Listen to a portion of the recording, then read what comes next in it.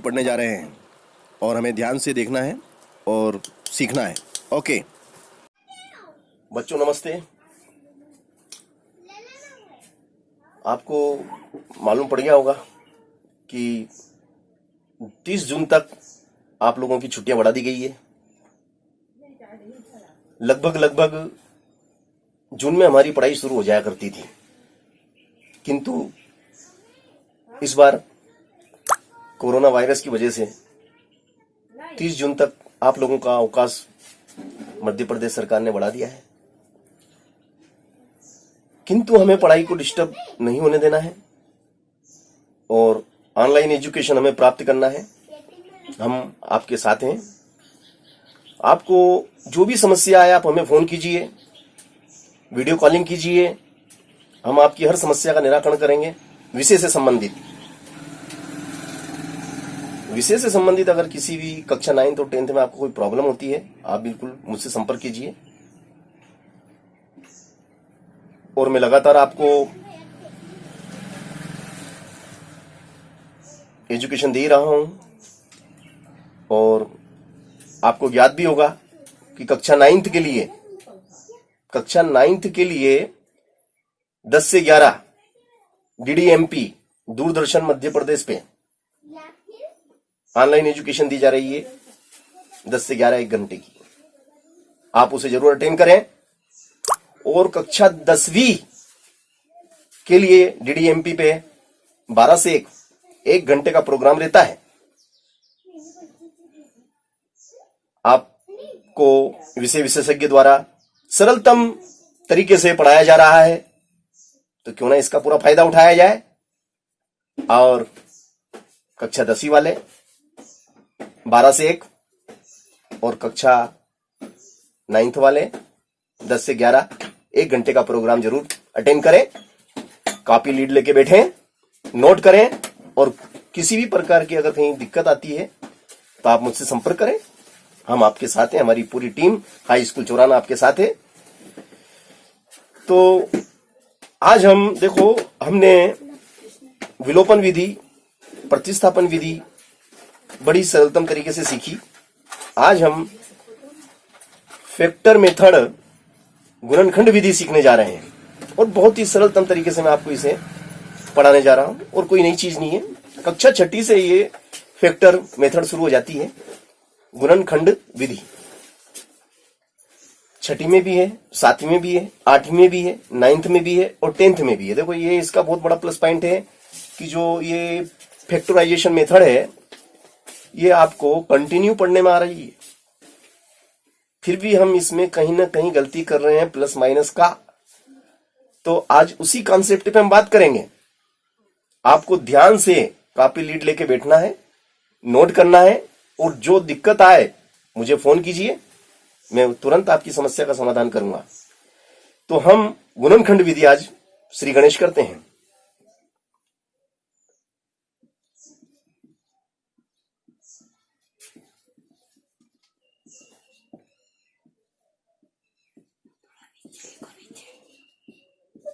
गुणनखंड विधि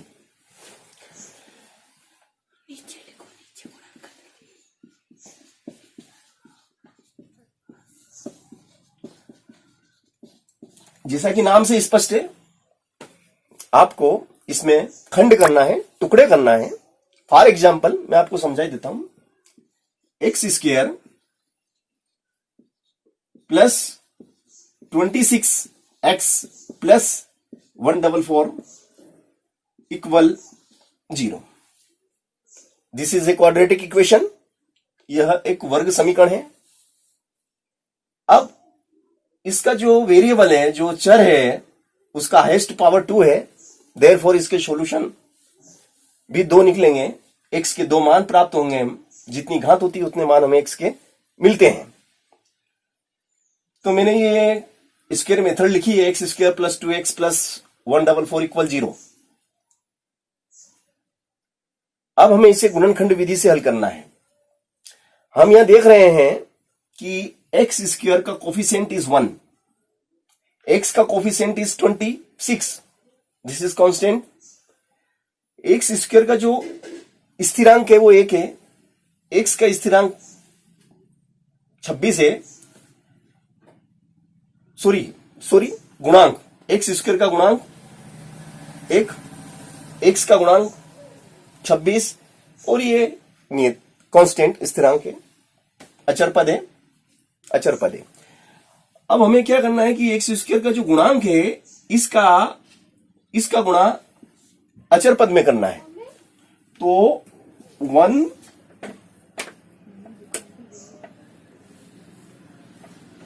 हम इसको गुणा को करके देखते हैं। 1 इंटू 144, 144 एकम 144। तो गुणा करने पे हमें 144 प्राप्त होना चाहिए, किंतु यहां पे जो निशान है वो प्लस का है, धन का है। गुणा करने पे हमें 144 और जोड़ने पर हमें 26 प्राप्त होना चाहिए। ऐसी दो संख्याएं आपको सोचना है, बताना है कि जिनका अगर हम मल्टीप्ल आपस में गुणा करें तो 144 आ जाए, 144 आ जाए, 144 आ जाए, और यदि उनको हम जोड़ें, यदि उन्हें हम जोड़ें आपस में तो 26 प्राप्त हो जाए। तो ऐसी दो संख्याएं आपको बताना है। तो इसका सीधा सा तरीका है कि जो 144 है इसका आप क्या कीजिए, गुणनखंड कर लीजिए।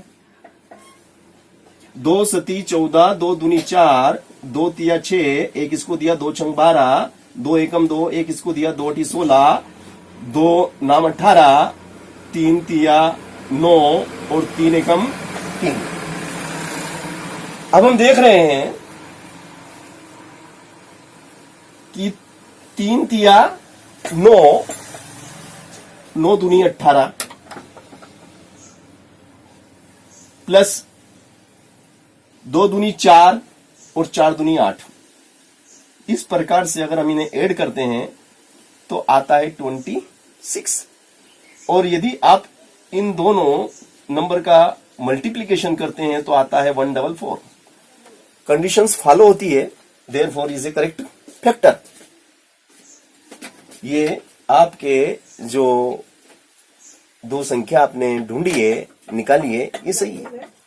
अब आप इन्हें यहां समीकरण को हल करने में यूज करेंगे। एक्स स्क्वायर प्लस 26x को हम लिख सकते हैं अब 18x plus 8x plus 144 equal 0।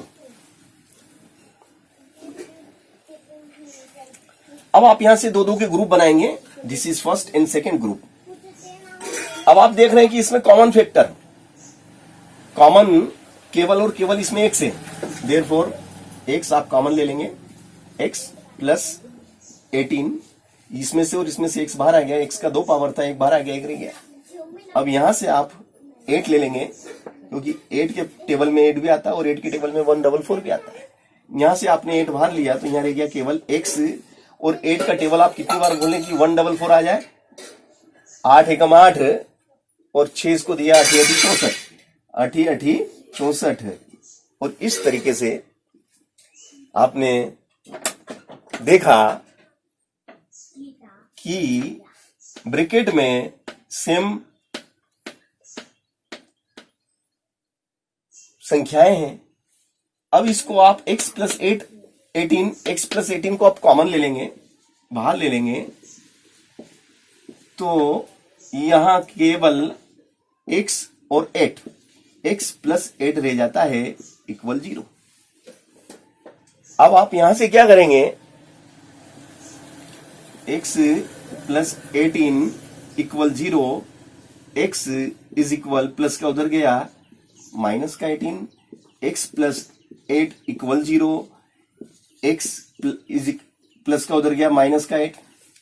तो x के दो मान आपको मिले, x बराबर -18, x बराबर -8।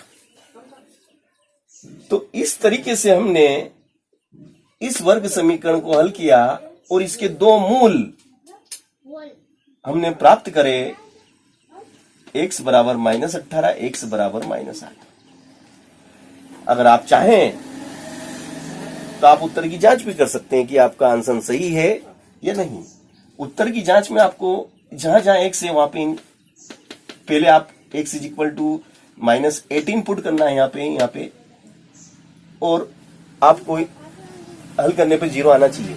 अगर ऐसा आता है तो आपका उत्तर सही है। फिर आप -8 रख के देखेंगे, फिर इसको हल करेंगे।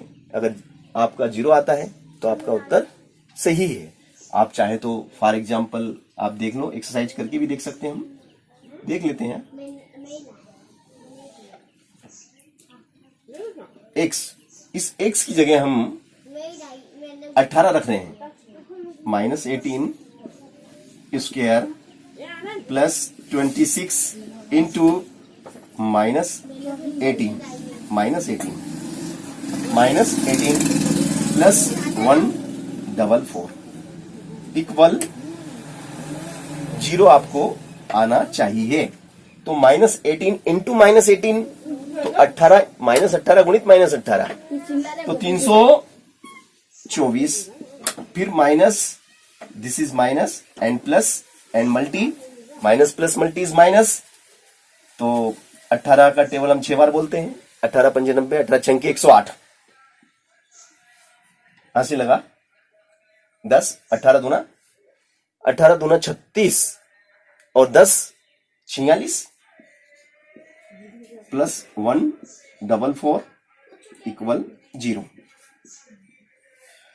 अब हम प्लस प्लस को जोड़ लेते हैं। प्लस का 4 इस प्लस का 8, प्लस का 4 एंड प्लस का 2 इज 6 एंड प्लस का 1 एंड 3 इज 4 माइनस 4 6 8 इक्वल 0।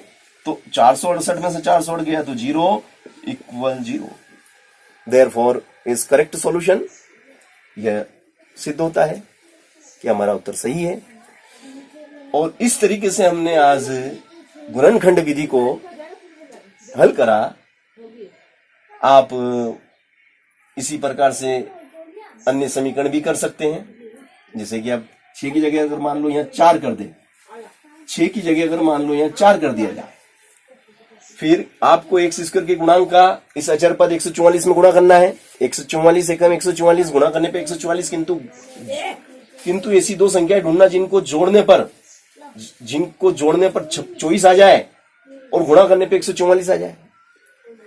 तो आप देखेंगे 12 गुणित 12, 12 में 12 का गुणा करेंगे तो 144 और 12 में 12 को जोड़ेंगे तो हमें 24। फिर हम यहाँ पे 12 लिख देंगे, यहाँ पे भी हमारा 12 आ जाएगा और इस तरीके से यहाँ पे 12 आ जाएगा। यहां से आप 12 कॉमन ले लेंगे। आपने यहां से 12 कॉमन लिया तो यहाँ पे 12 आ जाएगा। और आप देखेंगे कि यहां पे भी आपका 12 हो जाएगा और यहां पे भी आपका 12 हो जाएगा। और फिर इसी प्रकार से आप इसको 0 के बराबर रखेंगे, इसको 0 के बराबर रखेंगे। x is equal to -12 and x is equal to -12।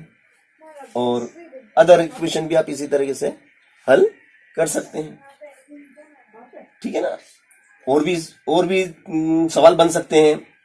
जैसे कि आप बनाए तो 16 नम्मे 144, 16 9 25, तो यहाँ 25 हो सकते हैं। 16 नम्मे की तो यहाँ 16 हो जाएगा आपका।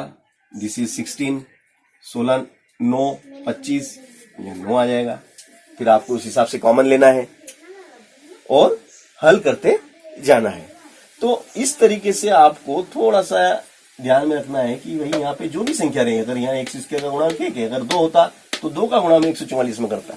यहाँ 1 है तो मैं 1 का गुणा 144 में करूंगा और गुणा करने पे जो गुणनफल आएगा उसकी फिर मैं फैक्टर करूंगा।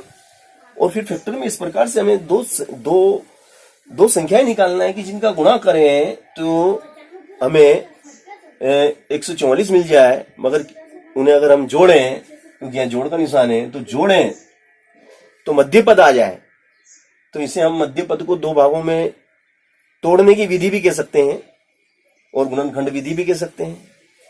और वेरी सिंपल, आप इसे पढ़ते आ रहे हैं। आपने कक्षा 6ठी में भी इसे सीखा, 7वीं में सीखा, 8वीं में भी बहुत अच्छी तरीके से सीखा और नाइन्थ में भी आप सीख ही रहे हैं और 10th में भी ऑलरेडी है। तो वर्ग समीकरण को हल करने की जो विधियां हैं उसमें से गुणनखंड विधि एक है, एक पूर्ण वर्ग विधि है, एक सूत्र विधि है। तो सूत्र विधि भी मैं आपको बिल्कुल बताऊंगा, पूर्ण वर्ग विधि भी सिस्टमेटिक आपको हल कराई जाएगी। तो अगले वीडियो में मिलते हैं हम सूत्र विधि के साथ। ओके।